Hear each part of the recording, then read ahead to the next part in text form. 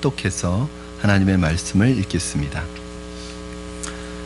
아브라함은 시험을 받을 때에 믿음으로 이삭을 드렸으니 그는 약속들을 받은 자로 돼 그 외아들을 드렸느니라.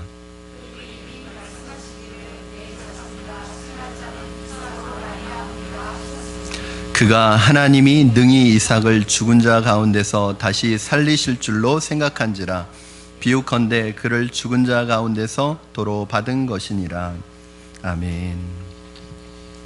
우리가 지난 시간까지 믿음의 거장들, 믿음의 증인들의 모습을 계속 살펴보고 있는데, 지난주에 이제 사라의 믿음을 살펴보고, 이 사라와 에녹과 아벨과 노아와 아브라함, 이 모든 사람들의 그 믿음의 중심에는 그 사람들이 결국은 이 세상의 삶에 자신의 소망을 두고 살아간 것이 아니라 이 세상의 삶을 잠깐 거치는 나그네의 삶으로 인식하고 영원한 본향, 우리가 가게 될 우리의 진짜 집이 있는 본향 하늘나라를 소망하며 살아가는 것이 이제 믿음이다. 그게 믿음의 모습이다 라고 말씀을 드렸습니다. 그래서 우리 믿는 그리스도인들은 어떤 사람이냐, 천국에 갈 약속을 이미 받았지만 천국에 가서 누리게 될 그 천국의 하늘나라의 소망을 두고 이 땅을 살아가지만, 이 땅을 살아가면서 골짜기와 같은 광야와 같은 이 세상의 삶에서도 천국의 기쁨을 누리며 살아가는 삶입니다. 그렇기 때문에 우리 믿음의 사람들은 이 세상의 삶에 충실해야 됩니다. 성실해야 됩니다. 그러나 이 세상의 삶에 집착해서는 안 되는 거죠. 이 세상에서 성공과 이 세상에서 부귀와 명예가 우리의 삶의 목적이 되어서는 안 되고, 그것은 이 세상 살아가는데 하나님의 일을 하도록 우리에게 잠깐 맡겨준 것임을 기억하고, 우리가 하나님 앞에 갈 때는 아무것도 가지고 가지 않는다.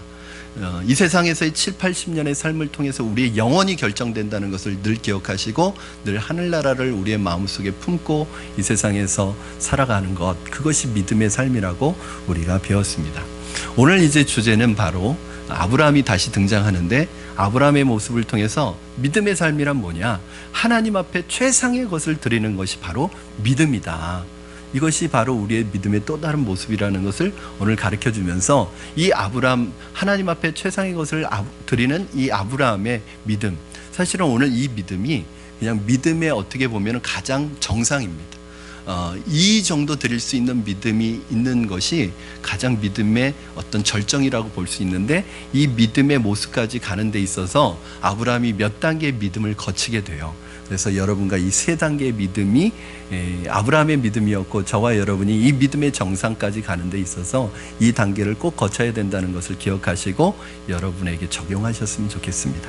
자, 첫 번째 아브라함이 거쳐야 되는 믿음의 단계는, 믿음에는 시련이 있다는 것입니다. 어느 날 하나님께서 아브라함에게 명령을 하셨는데 아주 청천벽력과 같은 명령을 하셨어요. 그것은 하나님으로부터 받은 이 약속의 아들, 이 귀한 아들, 하나님의 비전이고 하나님의 꿈이고, 아브라함이 이 세상을 살아가는 목적이 될 수도 있었던 이 아들, 백세해 주셨던 그 아들, 25년의 믿음을 기다리게 하고 훈련시키셔서 주셨던 그 귀한 아들 이삭을 하나님께서 어느 날 번제로 하나님 앞에 드리라는 기막힌 명령을 하십니다. 이 청천벽력과 같은 명령을 하십니다. 이때 아마도 이삭의 나이가 성경에는 나타나 있지 않지만 학자들의 추측으로 15살에서 16살 정도라고 그렇게 말해지고 있습니다.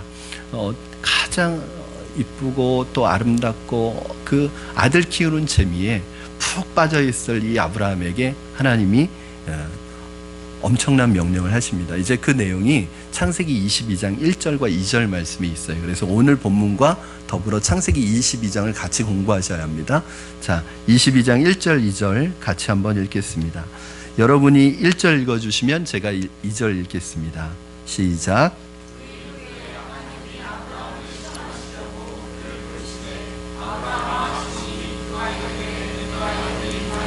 여호와께서 이르시되 내 아들 내 사랑하는 독자 이삭을 데리고 모리아 땅으로 가서 내가 내게 일러준 한 산 거기서 그를 번제로 드리라. 창세기 12장에 하나님께서 아브라함을 부르시는 명령이 나오잖아요. 너의 본토 친척 아비집을 떠나 내가 내게 지시할 땅으로 가라. 이것이 우리가 봤던 아브라함의 믿음인데, 갈 바를 알지 못하는 땅을 향해서 단순히 하나님 한 분만 믿고 떠나는 이 믿음도 결코 쉬운 믿음은 아닙니다. 순종하기 쉬운 믿음 아닙니다. 어려운 믿음입니다. 그러나 이 명령은 오늘 명령에 비하면 사실은 아무것도 아닙니다. 여러분, 그것은 떠나면 되고, 직업을 포기하면 되고, 친척을 떠나면 되고, 최후의 순간에 직업을 버리는 것, 이것은 얼마든지 사실은 믿음의 우리 훈련을 받으면 할 수 있는 믿음의 삶입니다. 그러나 여기에서 이 100세에 얻은 독자 이삭을 지금 당장 데려가서 번제로 드려라, 이 하나님의 명령 앞에서 아브라함의 심정은 기가 막혔을 것입니다. 근데 하나님이 다 이게 참 지혜로우신 분이에요. 만약에 이 명령을 창세기 12장에서 아마 하셨다면 아브라함은 저 못하겠습니다 했을 거예요. 왜냐하면 그때는 아들도 없을 뿐더러 아브라함의 믿음이 우리 여러분 2주 전에 보실 때 아브라함의 믿음을 어떻게 우리가 살펴보았죠? 아브라함의 믿음도 믿음의 조상이지만 처음부터 믿음의 조상이 아니었고, 이 믿음을 가지고 태어나는 사람도 없고, 믿음은 다 훈련을 통해서 만들어지는 것이다. 처음에는 연약하고 부족하고, 심지어는 자기 아내 사라를 자기 살기 위해서 누이 동생이라고 속이고 남의 남자에게 넘겨줄 정도의 이 형편없는 믿음의 사람이었던 아브라함이 이렇게 믿음의 성장을 이루어가는 것, 이것을 보면서 만약에 여러분 그때 하나님께서 아브라함에게 너 아들 이 독자 이삭 나중에 내가 줄 텐데 너 태어나면 바쳐야 돼, 그렇게 말씀하셨으면 당장 못한다고 했을 거예요. 그런데 하나님께서 그 믿음의 연륜에 따라서 아브라함에게 이렇게 시험하시는 거예요. 우리도 비슷합니다. 지금 뭘 제가 시키면 못하겠습니다 하는 분이 훨씬 많습니다. 그런데 1년이 지나고 2년이 지나고 믿음의 훈련과 믿음의 성숙이 쌓여갈수록 어떤 부분에 있어서 도전을 드리면 못하겠습니다라는 말씀하시는 분보다는 그래도 한번 목사님 해보겠습니다, 한번 노력해 보겠습니다, 이런 분들이 훨씬 많으세요. 여러분, 이 기가 막힌 명령, 사실 실현의 말씀이죠. 믿음이 있다 할지라도 감당하기 어려운 말씀입니다. 하나님의 존재 자체를 부정하게 의심케 만드는 명령이죠. 우리의 믿음의 뿌리를 송두리째 흔드는 명령입니다. 이제 이 정도의 명령을 내리신다는 것은 하나님께서 아브라함의 믿음을 이 정도의 믿음으로 보신다는 거예요. 하나님께서 이 명령을 아브라함 창세기 12장에 말씀하신 게 아니라 아브라함의 믿음이 최절정에 이르는 시기에 말씀하셨다는 거예요. 그건 무슨 말씀이냐면, 여러분, 시험은 여러분이 감당할 시험만 온다는 거예요. 여러분 믿음이 연약한데 여러분이 감당할 수 없는 시험을 주시는 분이 아닙니다. 감당할 수 없는 시험을 주셔서 넘어뜨리는 분이 아닙니다. 여러분에게 어떤 어려움이나 시험이 왔을 때는 이미 하나님의 마음속에는 그것을 감당할 수 있기 때문에 온 것입니다. 그래서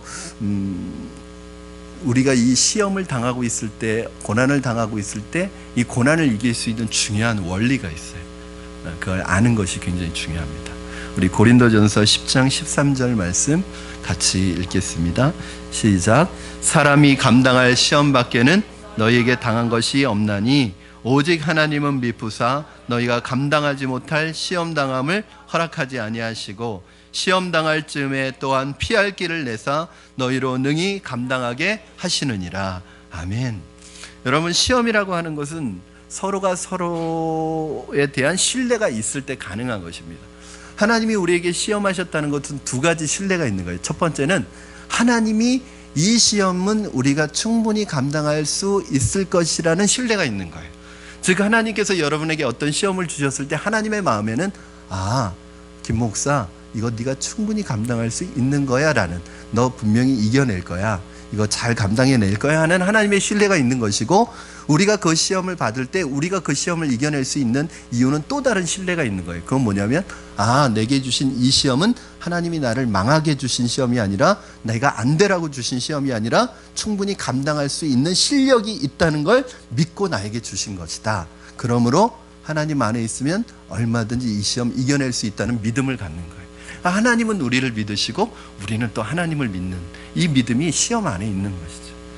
여기에서 우리가 믿음에 관한 아주 중요한 원리를 또 하나 배우게 되는데, 그것은 무엇이냐? 믿음에는 반드시 시련이 따른다는 거예요. 갈등의 과정을 통과해야 된다는 것입니다.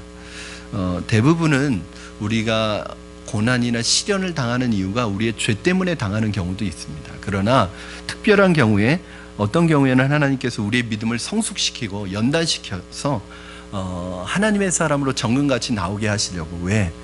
우리가 사실은 우리의 옛사람의 뿌리, 예수님 믿기 전에 가지고 있었던 인간적인 옛사람의 이 습성들을 버려나가야 되는데, 예수님 믿으면서 버려나가야 되는데 잘 못 버려요. 왜냐하면 예수님 믿어도 이거 포기하지 않는 거예요. 예수님은 믿긴 믿어도 내 삶에서는 옛날 모습대로 살아가는 거예요. 근데 이게 스스로 포기해 가면, 믿음의 결단, 하나님의 말씀하실 때 우리가 믿음으로 결단하고 내가 스스로 잘라내면 하나님께서 우리에게 그렇게 그 믿음의 성장을 이루어 가시는데, 이걸 못 버리면 하나님께서 어쩔 수 없이 이 믿음의 연단을 시키십니다. 그래서 이 금을 풀무불 속에 넣어서 가열을 하면 그 금 속에 있는 불순물이 빠져서 남는 순금이 되는 것처럼, 우리 안에 있는 이 인간적인 불순물들을 내 스스로 빼지 못한단 말이죠. 그래서 하나님이 뜨거운 용광로 속에서 고난을 통해서 내 불순물이 빠지게 만들어요. 그래서 고난을 당하는 분들, 고난을 통과한 분들을 보면 공통점이 있는데, 고통스럽고 힘들지만 굉장히 겸손해져 있습니다. 굉장히 성숙해져 있는 거예요. 고난을 겪어보지 않은 분들은 진정한 의미의 성숙과 성장을 잘 모르는 거죠. 그래서 고난을 겪어본 분들이 인생을 말할 수 있는 거예요. 하나님께서 이러한 목적으로 우리에게 고난을 준다고 말씀하고 있습니다. 우리 성경 구절 한 두 구절 볼 거예요, 여러분. 로마서 5장 3절 4절 말씀, 우리 여러분이 한번 3절 4절 읽어주시기 바랍니다. 잘 의미를 생각하시면서 시작.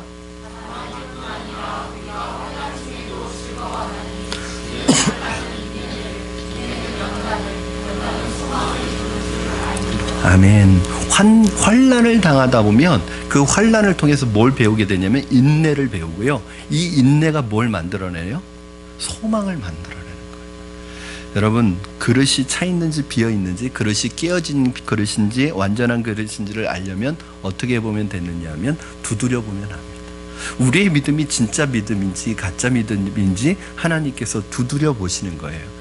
우리가 미워서 때리시는 것이 아니라 우리의 믿음을 연단하시기 위해서 우리의 믿음을 테스트하시는 거예요. 야고보서 1장 3절 4절 말씀, 이 말씀은 저와 여러분 같이 읽겠습니다. 시작. 이는 너희의 믿음의 시련이 인내를 만들어내는 줄 너희가 알미라. 인내를 온전히 이루라. 이는 너희로 온전하고 구비하여 조금도 부족함이 없게 하려 함이라. 아멘. 그러니까 하나님이 우리에게 이 믿음의 시련을 주시는 이유는 인내를 만들어내고, 이 인내를 통해서 온전히 구비하여 조금도 부족함이 없는 하나님의 사람으로 만드시기 위해서 이 믿음의 시련을 허락하신다는 거예요. 우리 믿음의 처음 단계는 주로 하나님이 많이 주십니다. 받습니다. 그래서 저는 이것을 이제 믿음의 허니문 기간이라고 그렇게 얘기하는데, 예수님을 믿고 믿음이 참 그 어릴 때는 하나님이 웬만한 기도 다 들어주십니다. 웬만한 거 다 주십니다.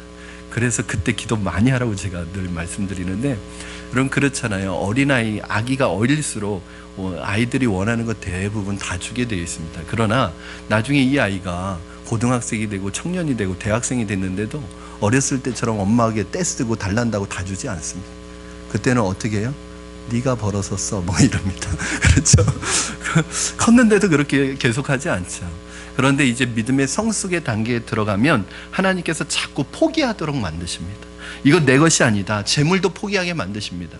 만약에 하나님께서 여러분의 사업을 어렵게 만드셨다면 그것은 망하게 하시려는 것이 아니라, 여러분을 버리신 것이 아니라 여러분으로 하여금 여러분이 안에 중심의 재물을 포기하도록, 재물이 우상이 되지 않도록 하기 위한 것입니다.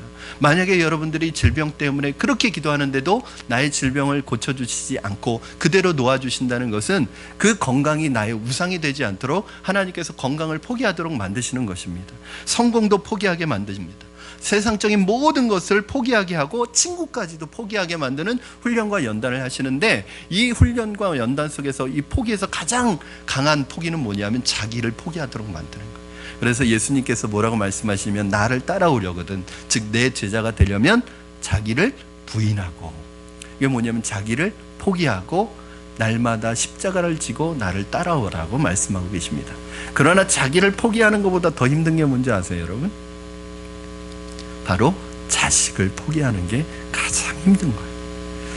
이거보다 힘든 것은 없습니다.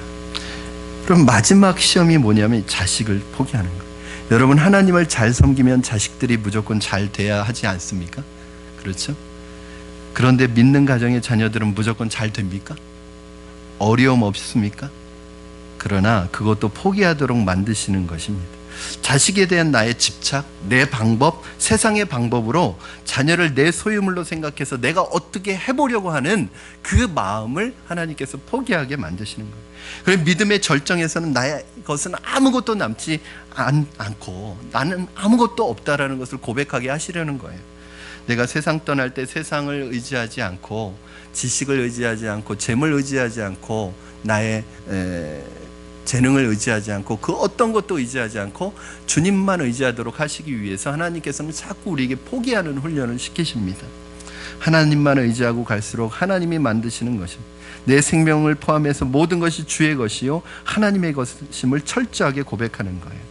아브라함에게 있어서 독자 이삭을 번제로 드리라는 것은 그의 생애에서 가장 견딜 수 없는 혹독한 시련이었습니다. 어쩌면 아브라함의 인생 전체를 송두리째 빼앗는 것 같은 그러한 시련이었을 것입니다. 제가 여러분에게 한 가지 말씀드리고 싶은 것은 좋은 의미든 나쁜 의미든 자식의 문제로 시련을 겪게 될 때 여러분 그렇게 생각하시면 됩니다. 여러분의 믿음과 관련한 연단이라고 생각하시면 됩니다. 자식이 어려움을 겪든 자식을 통해서 어떤 고통을 겪든 그것은 자식의 문제가 아니라 바로 여러분의 믿음의 연단과 관계가 있다는 것을 꼭 기억하시기 바랍니다. 왜요? 하나님이 우리에게서 우리의 믿음을 성숙시키기 위해서 가장 최종적으로 하나님이 터치하시고 건드리시고 훈련시키는 게 뭐예요? 자식에 대한 문제입니다. 그걸 통해서 뭘 깨닫게 하는 거예요? 하나님, 자식 문제만은 내 힘으로 해결할 수 없습니다. 돈으로 해결할 수 없습니다. 이 사실을 인정하게 하는 거예요. 그리고 이 문제는 하나님께 맡기고 나는 포기하는 거예요. 하나님의 자식입니다. 하나님께서 하십시오. 하나님께서 양육시키십시오. 이런 고백이 나오도록 하는 거죠. 그래서 하나님께서 우리에게 있어서 가장 여러분이 이제 믿음에 있어서 내 믿음의 성숙도를 측량하실 때 가장 중요한 기준이 뭐냐면 내가 자식에 대해서 자녀에 대해서 얼마나 포기하고 있는지. 이 포기하라는 것은 이 자식을 자식의 인생을 포기하라는 것이 아니라 이 자식을 내가 어떻게 인간적인 방법으로 이 자식을 통해서 내 인간적인 꿈을 이루려고 하는 자식이 우상이 되는 이 마음의 중심을 포기하지 않으면 그 자식을 통해서 여러분은 기쁨을 경험할 수 없을 것입니다. 나중에는 여러분 그런 경험을 하실 거예요. 내가 모든 내 시간과 모든 재물과 모든 내 인생의 모든 것을 자식에게 다 투자하고 자식에게 다 쏟아부었는데 나중에 그 자식이 마음대로 안 되는 것을 보면 아, 자식은 내 마음대로 안 되는구나. 그때 깨닫게 되실 거예요. 왜 그럴까요? 왜 자식은 내 마음대로 안 될까요? 이건 목사도 마찬가지입니다. 목사라고 자식을 다 잘 키우지 않아요. 청소년 전문가도 마찬가지입니다. 이상한 것은 청소년 전문가들이 다른 자녀들, 부모의 자녀들에 대해서는 다 청소년기에 어떻게 보내야 될지 상담도 해주고 하는데 자기 자식은 컨트롤이 안 된다는 거예요. 이건 왜 그런지 아세요? 이 자식들은 좀 어감이 이상하네요. 이 자녀들은 나의 자녀가 아니라 하나님의 자녀라는 것을 가르쳐 주시기 위한 거예요. 내 마음대로 되지 않는다는 거예요. 그러면서 그 자녀를 포기하면 하나님께서 그 자녀를 키워주시는 거예요. 여러분, 두 번째 믿음의 단계는 바로 최상의 것을 드리는 단계입니다. 오늘 본문 히브리서 11장 17절을 한번 읽어보시겠습니다. 시작. 아브라함은 시험을 받을 때 믿음으로 이삭을 드렸으니 그는 약속들을 받은 자로 돼 그 외아들을 드렸느니라. 아멘. 여러분, 아브라함에게 있어서 이삭은 어떤 아들입니까? 그냥 평범한 아들이 아닙니다. 그냥 쉽게 낳았던 아들이 아닙니다. 100세에 낳았던 아들입니다. 그 이삭을 주신다는 그 약속 때문에 갈대 우르를 떠났습니다. 지금 그 가나안에서 이 거부였던 아브라함이 갈대 우르를 떠나서 이 가나안에서 셋집에 살고 있는 그 셋방살이 하고 있는 이유가 뭐냐면 바로 이 아들 때문이었습니다. 아브라함에게 있어서 이삭은 단순한 아들이 아니라 그의 꿈이었고 비전이었고 그가 살아가는 이유였고 목적이었고 하나님의 꿈이었습니다. 그러니까 다른 말로 하면 그의 전부였고 그에게 있어서 가장 중요한 것이었습니다. 그런데 하나님께서 오늘 아브라함에게 이 아들을 바치라고 하는 거예요. 이 바치라고 하는 의미도 여러분 다시 설명을 해드리겠습니다. 사람들은 언제나 하나님 앞에 최상의 것을 드리지 않고 대신 최상의 것은 누가 갖습니까? 내가 갖습니다. 하나님 앞에 드리는 것은 중간이나 중간 이하의 것을 드립니다. 언제나 좋은 것은 다 자기가 챙깁니다. 교회의 것은 항상 헌 것, 쓰다 남은 것, 그런 것 드려야 된다고 생각하는 분들이 의외로 있습니다. 이제 제가 저희 장인어른 이제 소천하셔서 그 장인어른이 섬기시고 목회하시던 교회에서 제가 한 1년 정도 2005년도에 전임 전도사로 사역을 했었는데, 그 교회 그 4층에서 옥상으로 올라가는 그 계단에 뭐 가구들이 막 많이 쌓여 있는 거예요. 그리고 뭐 이런 책상이나 의자 같은 것도 쌓여 있어서 한번 물어봤었습니다. 그 아버님에게. 아버님 이게 뭐냐고, 이게 무슨 가구들이 이렇게 통로에, 계단 통로에 이렇게 쌓여 있냐고. 성도님이 갖다 주신 거래요. 근데 왜 이걸 여기에 쌓아놓으셨냐고. 그 성도님이 그 뭐 도서관이나 이런 학원을 운영하시다가 폐업을 하면서 이제 쓸 수 없는 거를 교회에 쓰라고 갖다 주셨다는 거예요. 근데 여러분 그 교회에서도 못 쓰거든요. 그런데 성도님이 주신 거니까 버릴 수는 없고 거기에다 그렇게 하나하나씩 계속 쌓여가고 있는 거예요. 그러면 우리는 하나님 앞에 드리는 건 왜 항상 쓰고 남는 거 드려야 되는지 모르겠어요. 왜 하나님 앞에 쓰고 남는 시간, 내가 시간이 없으면 못 섬기고 시간, 내 쓸 시간 다 쓰고 남는 시간에 하나님 섬기겠다. 내 쓸 거 다 쓰고 남는 거 가지고 하나님 앞에 드리겠다. 봉사도 마찬가지입니다. 내 시간과 내 물질을 들여서 중요한 것을 들여서 하는 게 아니라, 내 최고의 것을 들여서 하는 게 아니라 남는 시간에 봉사하겠다. 어떤 분은 그런 말씀을 하시더라고요. 목사님, 저는 은퇴하고 나서 그때 교회 일 많이 할 거라고. 그때는 아마 또 그때 못 하실 거예요. 그때 은퇴하고 나서는 또 산과 들로 돌아다니시느라고 아마 못 하실 거예요. 여러분, 지금 못하면 나중에도 못하는 거예요. 지금 물질이 적지만 그 적은 물질을 가지고 지금 하나님을 위해 섬겨야지 나중에도 할 수 있는 거예요. 저희 교회가 작고 미약하지만 개척 초기부터 선교와 구제와 장학, 이것을 하는 이유는 물질이 많아서가 아닙니다. 초기에는 우리 교회도 어려운데, 우리 교회도 부족한데, 우리 교회도 아직 자립이 안 됐는데 우리 교회가 누구를 돕냐고 하시는 분도 계셨어요. 그런데 이것은 물질이 많아서 돕는 게 아니에요. 사실은 물질이 많은 사람들이 돕는 게 아닙니다. 이건 정신이에요. 스피릿이에요. 내가 없어도, 지금 없을 때 돕지 않으면 나중에 많아져도 도울 수가 없는 거예요. 여러분, 하나님 앞에 여러분 최상의 것, 최고의 것을 드리십시오. 여러분의 시간, 남는 시간. 문제는 남는 시간이라도 드리셨으면 좋겠어요. 문제는 시간이 안 남아요. 쓰다 보면 남는 물질이라도 드리셨으면 좋겠어요. 문제는 물질이 안 남아요. 나를 위해서 쓰다 보면. 여러분, 하나님은 어떤 분이십니까? 저와 여러분에게 생명을 주셨고 아들을 주셨고 인생의 이유와 목적과 비전을 주신 분입니다. 하나님께서 우리에게 모든 것을 주셨습니다. 하나님은 우리에게 가장 중요한 것을 주셨습니다. 그런데 우리는 하나님 앞에 찌꺼기 드리면 그것을 무슨 믿음이라고 할 수 있겠습니까? 여러분, 부모는 자녀를 위해서 모든 것을 헌신하고 모든 것을 줍니다. 가장 중요한 것을 자녀를 위해서 다 줍니다. 그래서 부모님들은 노후 대책도 마련하지 못하고 자녀들 교육시키느라고 노후 대책이 뭐예요? 모든 것을 그 자녀들에게 다 쏟아붓습니다. 그런데 나중에 그 사랑을 받은 자녀들은 부모에게 10,000원짜리 한 장 주는 것도 아까워하는 자녀들이 있습니다. 무슨 자녀라고 할 수 있겠습니까? 여러분, 하나님은 우리에게 가장 좋은 것을 다 주셨는데, 가장 소중한 것을 주셨는데, 우리가 하나님 앞에 드리는 것은 이 10,000원 한 장 드리면서도 손 벌벌 떠는 분이 있다면 그것을 무슨 믿음이라고 할 수 있겠습니까? 저는 여러분에게 헌금 설교하려고 하는 게 아닙니다. 저는 일부러 헌금 설교하지도 않고 헌금 설교 있어도 안 하려고 하는 사람입니다. 본문 말씀이 있기 때문에 여러분에게 있어서 이걸 가르치는 거예요. 사실은 저는 우리 교회 성도님들에게는 별로 이 부분에 대해서 할 말이 없어요. 왜냐하면 너무 잘하고 계시기 때문에. 저희가 처음 교회를 시작할 때, 개척을 할 때 이제 고민했던 부분이 뭐냐면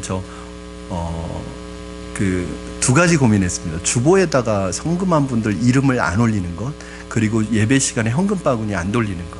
사실은 이거 차이가 크거든요. 그런데 개척교회임에도 불구하고 이렇게 하지 않아서 재정이 모자라면 어떡할까 걱정하시는 분들도 있었어요. 그러나 저는 우리 성도님들의 믿음의 수준을 그렇게 생각하지 않았어요. 오히려 하나님 앞에서 감사해서 은혜 받아서 그 은혜 받은 중심을 가지고 목사에게 성도에게 보이려고가 아니라 하나님 앞에서 중심을 가지고 헌금하면 그 헌금의 액수가 크고 작음을 떠나서 하나님 앞에 영광이 될 거라고 생각했고, 이 문제도 인간적인 방법이 아니라 하나님께 이걸 맡기면 하나님이 채워주실 것이라고 생각이 들었어요. 근데 저희 교회 성도님들 이 부분에 있어서는 제가 나무랄 데가 없습니다. 너무 중심으로 하나님 앞에 최상의 것을 드리시고 계시고, 우리 교회가 이렇게 작지만 재정이 부족하지 않고 3년 만에 자립이 되고 또 더 나아가서는 다른 교회와 선교지를 이렇게 후원하고 섬길 수 있는 이것은 바로 우리 성도님들의 수준입니다. 이것이 저는 너무 자랑스러워요. 여러분, 이렇게 하나님 앞에 드려 나갈 때 하나님께서 얼마나 중요하게 그 마음을 보시는지 모릅니다. 여러분, 많은 사람들이 하나님 앞에 드리는 건 아주 시시하게 미미한 것을 드리면서 자기는 늘 최고의 것을 받기를 원해요. 위대한 것을 받기를 원합니다. 이런 사람들을 뭐라고 하냐면 불안당이라고 합니다. 불안당. 이 불안당이 뭐냐?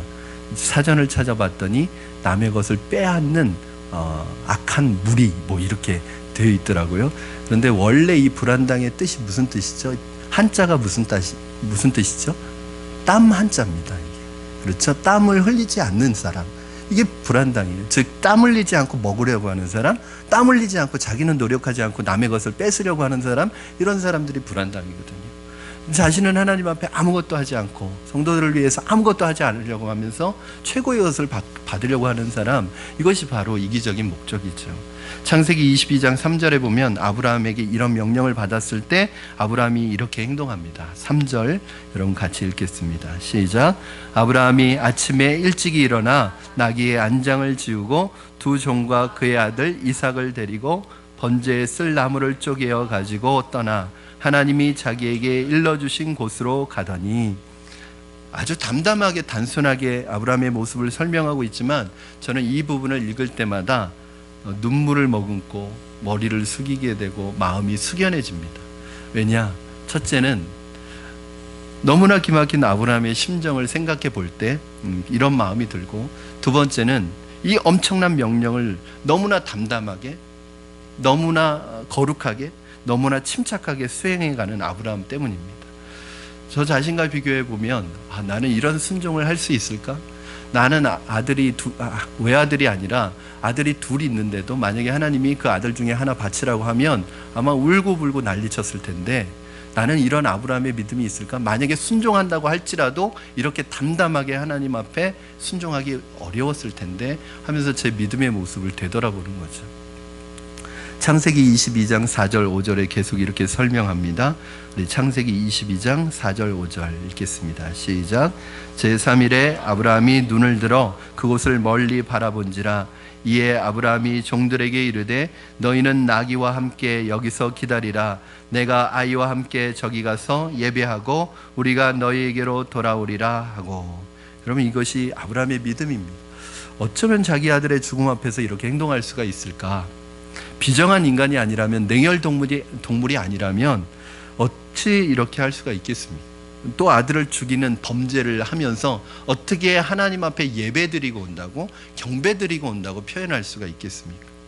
히브리서 11장 17절 하반절에 보면 이 사실이 더욱 분명해지는데, 그는 약속들을 받은 자로 돼 그 외아들을 드렸느니라. 그럼 어떤 약속을 받은 거죠? 25년 동안 이 약속 하나 붙들고 왔거든요. 즉 하나님이 이 이삭을 통해서 바닷가의 모래와 같이 하늘의 별들과 같이 많은 후손을 너에게 주실 것이라는 그 약속을 25년 동안 인내와 실패와 시련을 통해서 배워온 거예요. 그리고 그 이삭이라는 아들은 그 하나님의 약속을 이루어갈 축복의 통로였던 거예요. 이걸 모르는 바가 아닙니다. 그런데 하나님께서 그 이삭을 번제로 드리라고 했을 때 아브라함은 얼마든지 하나님 앞에 따질 수 있고 항의할 수 있었을 거예요. 도대체 하나님 왜 거짓말을 하십니까? 하나님 이 아들을 통해서 약속을 이루어 주시고 바닷가의 모래처럼 하늘의 별처럼 많은 자손들을 주신다고 하나님이 약속해 주셔놓고 왜 하나님이 거짓말하십니까? 하나님에게서는 또 중요한 율법이 하나 있는데 하나님은 절대 인신제사를 받지 않습니다. 하나님은 인신제사를 반대하시는 분입니다. 왜? 이건 다 이방인들이 하는 제사 방법이거든요. 그래서 하나님은 율법에다가 아예 사람을 제물로 드리지 못하도록 그렇게 명령을 해놓았어요. 그런데 왜 하나님은 하나님의 그 섭리에도 맞지 않는 사람을 번제로 드리라고 요구하십니까? 하나님 뭐가 이상해진 것 아니십니까? 이렇게 항의할 수 있었어요. 그럼에도 불구하고 이것을 모두 다 알고 있는 아브라함이지만 그럼에도 불구하고 하나님 앞에 믿음으로 순종해 나가는 것을 볼 수 있습니다. 도저히 이해할 수 없는 모습입니다. 여러분, 첫 번째는 바로 믿음의 시련이 있다는 거예요. 두 번째는 그 믿음의 시련이 바로 우리의 최상의 것을 요구하시는 믿음과 연관되어져 있다는 것입니다. 여러분, 세 번째, 자 그러면 도대체 이 말도 안 되는 기막힌 명령 앞에서 여러분과 저는 위축될 수밖에 없습니다. 왜냐하면 하나님이 우리에게 이런 명령을 하신다면 우리 중에 누가 이 명령에 순종할 수 있겠습니까? 그러니까 성경은 우리 시대하고 안 맞는 거라고 말하는 거죠. 그러면서 이 성경 속에 있는 아브라함은 우리하고는 근본이 다른 사람이라고 생각하는 거예요. 그 아브라함이니까 하는 거지 우리가 어떻게 이렇게 사냐라고 말하는 거죠. 그러나 지난 2주 전에 말씀드렸던 것처럼 아브라함의 믿음은 원래 우리 믿음이었습니다. 그런데 하나님께서 아브라함의 믿음을 자꾸 시험을 통해서 연단해서 이 믿음의 최정상의 믿음으로 이끌어 가시는 거예요. 아까도 말씀드렸지만 여러분에게 좋은 의미든 나쁜 의미든 자녀의 문제에 관련해서 자꾸 어려움과 시련이 온다면 그것은 여러분의 믿음을 한 단계 믿음의 정상으로 이끌어 가시는 하나님의 과정이라는 것을 이해하시기를 바랍니다. 우리에게 있어서 가장 어려운 부분이 뭐냐면 이 자녀의 문제. 여러분의 마음속에서 하나님 앞에 믿음으로 자녀의 문제를 하나님 앞에 맡길 수 있는 믿음의 수준이 된다면 여러분 더 이상 테스트 받지 않을 것입니다. 하나님께서 이 창세기 22장에 있는 이 아들을 번제로 드리라는 이 시험에 순종한 아브라함에게 이제 더 이상 테스트를 하지 않습니다. 왜 그럴까요? 이게 시험의 끝이라니까요. 더 이상 공부할 게 없는 거예요. 쉬운 말로 이제 하산하라, 뭐 이런 말입니다. 실제로 창세기 22장 이후에 아브라함의 삶에서 이제 더 이상 하나님이 시험했다는 이 말씀이 나타나지 않는 거예요. 시험에 통과한 것입니다. 사랑하는 여러분, 자꾸 제 시험 보지 마시기 바랍니다. 또 시험 떨어져서 또 그 자리에 와서 내년에 또 그 자리에 똑같은 시험 당하고 또 포기해서 내년에 똑같은 시험 당하고 늘 그렇게 제자리에 있지 마시고 여러분에게 주어진 그 믿음의 시련은 어떤 시험이라고요? 감당할 수 있는, 통과할 수 있는, 넘을 수 있는 시험이라는 것을 믿으시고 이번에 뛰어넘으시기 바랍니다. 그래야지 여러분에게 그 부분에 있어서 시험이 없는 거예요. 여러분, 이렇게 아브라함이 우리가 보기에는 위축될 수밖에 없는 이 믿음의 순종을 할 수 있었던 이유가 뭔지 아세요? 아브라함이 다른 사람이기 때문이 아니라 오늘 이 믿음이 있었기 때문입니다. 세 번째 믿음의 단계인데 부활의 신앙을 갖는 거예요. 우리 본문 19절 말씀 같이 읽겠습니다. 오늘 이 본문이 너무 중요한 구절입니다. 우리 함께 19절 같이 읽겠습니다. 시작. 그가 하나님이 능히 이삭을 죽은 자 가운데서 다시 살리실 줄로 생각한지라 비유컨대 그를 죽은 자 가운데서 도로 받은 것이니라. 아멘. 여러분, 그 아들 이삭을 하나님 앞에 이렇게 번제로 드리려고 흉내를 낸 게 아니라 실제로 여러분 아브라함이 칼을 내려치지요. 실제로 아들을 번제로 죽이려고 합니다. 여러분, 이 번제라는 게 뭐예요? 여러분, 레위기를 배우시고 지금 새벽에 이제 출애굽기를 배우시는 분들, 시내산에서 하나님이 율법을 주시는데 아시잖아요. 번제는 다른 제사하고 차이가 있습니다. 이 번제라는 것은 제물을 완전히 태우는 거예요. 즉 그 제물의 가죽만 남겨놓고 그 제물을 완전히 태우는데 잘 타게 하기 위해서 그 제사를 드리는 사람이 이 그 양이나 소를 다 각을 뜹니다. 다 조각을 냅니다. 그래서 불로 완전히 태우는 게 번제예요. 이 바친다는 게 뭐냐면 의미적으로 바치는 게 아니라 실제로 아브라함이 이 아들 독자 이삭을 하나님 앞에 이렇게 번제로 바치는 것도 억울한 일인데 자기가 그 아들을 잡아야 돼요. 죽여야 되고 다 각을 떠야 돼요. 그리고 태워야 돼요. 그럼 이게 보통 일입니까? 근데 이렇게 하려고 했었던 이유가 뭐냐면 아브라함 안에 어떤 믿음이 있었다는 거예요. 내가 이렇게 하나님 앞에 이 아들을 번제로 드려도 하나님이 이 아들을 다시 살려낼 것이라는 이 부활의 신앙이 있었다는 거예요. 여러분, 다시 말하면 요한복음 11장 25절 26절 말씀에 이런 말씀이 있습니다. 예수님께서 나는 부활이요 생명이니 나를 믿는 자는 죽어도 살겠고 무릇 살아서 나를 믿는 자는 영원히 죽지 아니하리라. 이것을 너희가 믿느냐? 이렇게 말씀하십니다. 바로 이 믿음이 예수님께서 말씀하신 누구든지 나를 믿는 자는 죽어도 살겠고, 이 부활에 대한 신앙이 이미 아브라함, 구약에 있었던 아브라함에게는 이 신앙이 있었다는 거예요. 여러분, 그렇지만 이 믿음이 있다 해도 현실적으로 아들을 번제로 내놓는 것은 어려운 일입니다. 왜 그럴까요?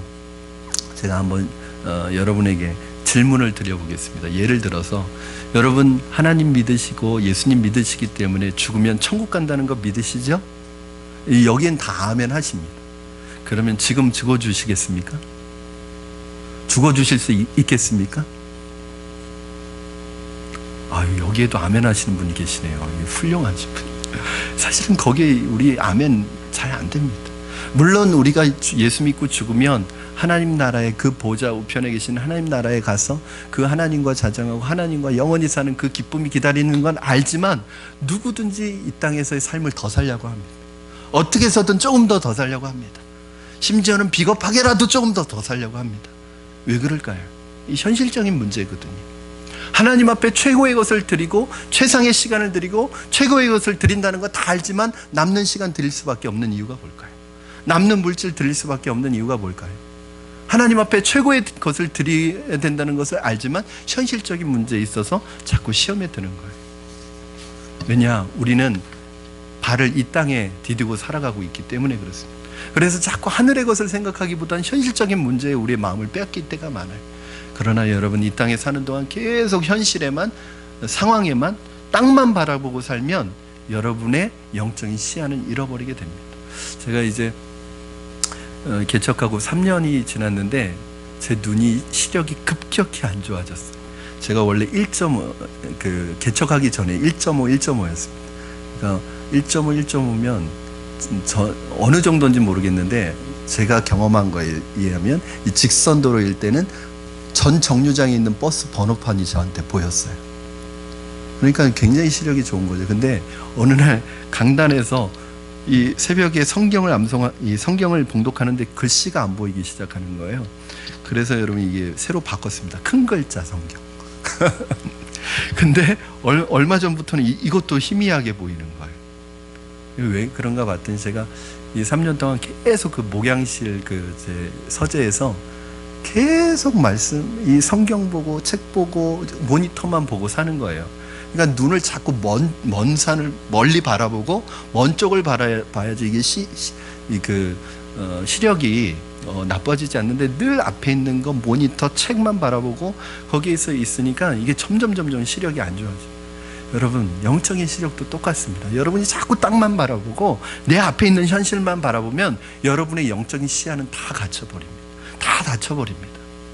땅에 살지만 하늘을 바라보고 현실의 문제 있지만 영원한 문제를 바라보고 하나님의 나라를 바라볼 때 현실의 문제를 뛰어넘을 수 있는 여러분의 믿음이 되는 것입니다. 여러분, 오늘도 올라온 것이 있는데, 아브라함은 하나님께서 독자 이삭을 죽은 후에도 다시 돌려주실 것이라는 믿음을 가지고 이 아브라함을 칼로 내려치는데, 하나님은 어떻게 하셨냐면 칼로 이삭을 내려치려는 순간 아브라함에게 이 아브라함의 손을 붙들고 아주 다급하게 말씀하십니다. 아브라함아, 아브라함 하고 아브라함을 급하게 멈추십니다. 그러면서 뭐라고 하시냐면 내 아들 독자 이삭에게 손대지 말아라. 그러니까 하나님은 이 아들을 죽이는 게 목적이 아니었어요. 처음부터. 뭐가 목적이었어요? 아브라함의 믿음을 시험하는 게 목적이었어요. 뭐라고 그러세요? 이제야 네가 나를 내 독자 이삭보다 더 경외하는 줄 알겠다. 네가 나를 사랑하는 줄 알겠다. 아들에게 손대지 말아라. 그리고 하나님께서 그 번제로 드려질 이삭 대신에 뭘 준비하셨죠? 수풀에 걸려있는 순염소를 준비하셔서 그 번제단에 이삭은 내려오고 그 순염소가 올라가서 번제가 되게 하십니다. 이 순염소가 갑자기 어디에서 나타난 거예요? 산에. 하나님이 준비하신 거죠. 그래서 그것을 뭐라고 그래요? 여호와 이레라고 합니다. 하나님이 준비하신다. 여러분이 믿음으로 결단하고 믿음으로 나아가면 하나님이 준비하십니다. 하나님이 책임져 주십니다. 여러분, 아브라함은 하나님 앞에 아들을 죽이려고 했지만 하나님께서는 아들을 죽이지 않고 독자 이삭을 죽이지 않고 어떻게 하셨어요? 그 순념소를 대신 죽였습니다. 이 순념소가 누군지 아세요? 바로 예수님을 상징하는 거죠. 아브라함은 하나님을 사랑해서 하나님에게 자신의 독자를 바치려고 했는데 하나님은 그 독자를 죽이지 못하게 하시고 누구의 독자를 주셨어요? 하나님의 독자를 십자가에서 죽여서 아브라함의 죄로부터 모든 인류의 죄를 하나님께서 아들을 통해서 해결해 주셨습니다. 이게 여러분 놀라운 은혜죠. 사랑하는 여러분, 예수보다 더 큰 것이 무엇이 있겠습니까? 나의 최선, 나의 최상을 하나님께 드릴 때 하나님은 독생자 예수 그리스도의 생명을 우리에게 주셨습니다. 이제 무엇이 아깝습니까? 돈이 뭐 그리 대단합니까?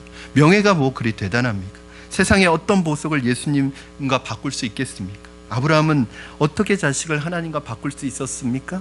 바로 부활신앙을 가지고 있었기 때문입니다. 어떠한 희생도 어떠한 대가도 이 부활신앙을 가지고 있는 아브라함의 믿음을 빼앗을 수 없는 거죠. 이 믿음을 해석한 사람들이 누구냐면 선교사님들입니다. 여러분, 선교사님들은 시간을 바친 것이 아니라, 재물 정도를 바치는 것이 아니라, 11조 정도가 아니라, 봉사 정도가 아니라 자신의 생애 전체를, 자신의 학문 전체를 포기한 사람들입니다. 위클리프 성경 번역 선교단체라는 이곳에 한 120명이 넘는 박사학위를 소지한 분들이 계십니다. 이분들이 어디 가서 뭐 돈 벌면 돈 못 벌겠습니까? 어디 가서 대학 교수 못 되겠습니까? 어디 가서 사람들한테 인정받고 뭐 살지 못하겠습니까? 그런데 이분들이 뭐가 부족해서 그 오지에 가서, 내일을 알 수 없는 그 오지에 가서, 그 선교지에 가서 자신의 생애를 바치겠습니까? 바로 여러분, 저는 오늘 이렇게 여러분에게 도전하고 싶습니다. 하나님의 부르심 앞에 여러분의 생애 전체를 드리십시오. 바쳐보십시오. 하나님께서 여러분에게 그 믿음을 요구하실 때 이제 더 이상 하나님 앞에 찌끄러기 시간, 찌끄러기 봉사, 찌끄러기 드리지 마시고 최상의 시간, 최상의 물질, 최상의 마음으로 하나님을 섬기십시오. 그러면 하나님께서 오늘 아브라함이 그 믿음으로 하나님을 섬길 때 하나님께서 아브라함에게 죽은 자 가운데서 그 아들을 돌려보내 주셨대요.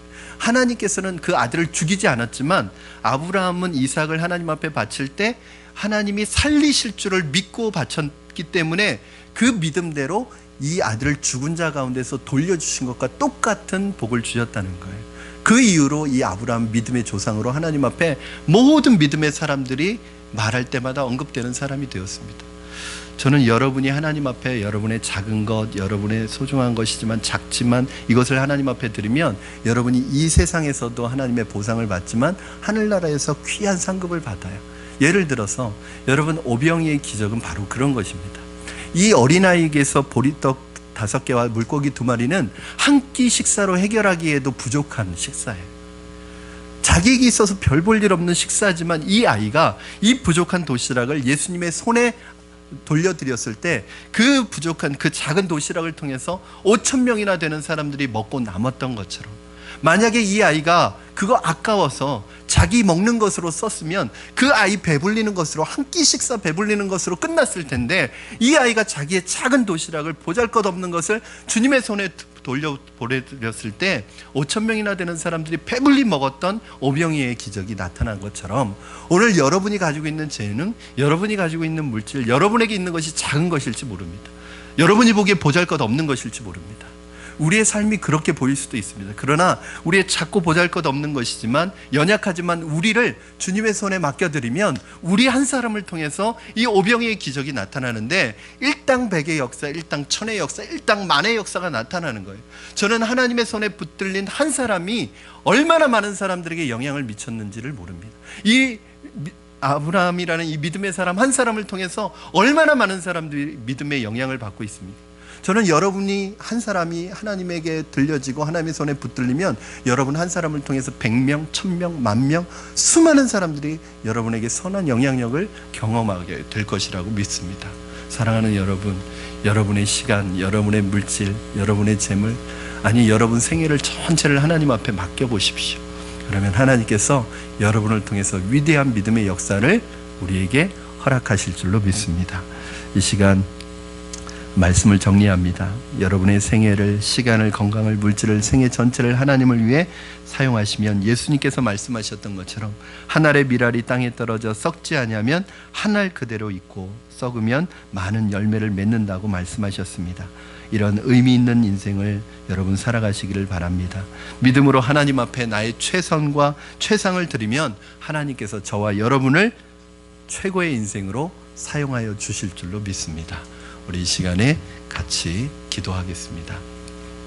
오늘 한번 우리 같이 기도하셨으면 좋겠습니다. 하나님, 우리에게 직면한 시험 앞에서 감당케 하시는 하나님을 바라보게 하시고 우리에게 당한 어떠한 시험이든지 이미 이길 수 있는, 감당할 수 있는 시험임을 기억하며 믿음으로 넉넉히 이겨내게 하여 주시옵소서. 이런 시련을 통해 믿음이 세워지게 하시고 내 인간적인 불순물이 빠져서 정금 같은 믿음의 사람 되게 하시고 내 인생에 있어서 주님 외에는 아무것도 없음을 고백하는 최상의 것을 주님께 드리는 우리의 신앙이 되게 하여 주시옵소서. 이 시간 나의 생애, 나의 시간, 건강, 물질, 생애 전체를 하나님 앞에 드립니다. 나의 생애를 사용하여 주시옵소서. 오늘 한번 믿음으로 결단하면서 우리 이렇게 합심해서 같이 기도하시겠습니다. 살아계셔서 역사하시는 하나님 아버지 감사합니다. 오늘 하나님께서 우리를 불러주셔서 하나님 우리에게 직면한 시험 앞에서 감당할 수 있는 은혜와 하나님 감당할 수 있는 축복을 허락하여 주시고 이 시련을 통하여 믿음이 세워지게 하시고 내 인간적인 불순물들이 다 빠져나가게 하시고 정금 같은 믿음의 사람 되도록 축복하여 주시옵소서. 주님 외에는 어떤 것도 의지하지 않게 하여 주시고 날마다 하나님 앞에 최상의 것을 드리게 하시고 우리 생애 전체를 하나님 앞에 드림으로 하나님 앞에 쓰임받는 인생이 되도록 축복하여 주시옵소서. 역사하여 주시옵소서. 우리를 새롭게 하여 주시옵소서. 살아계신 하나님 아버지 감사합니다.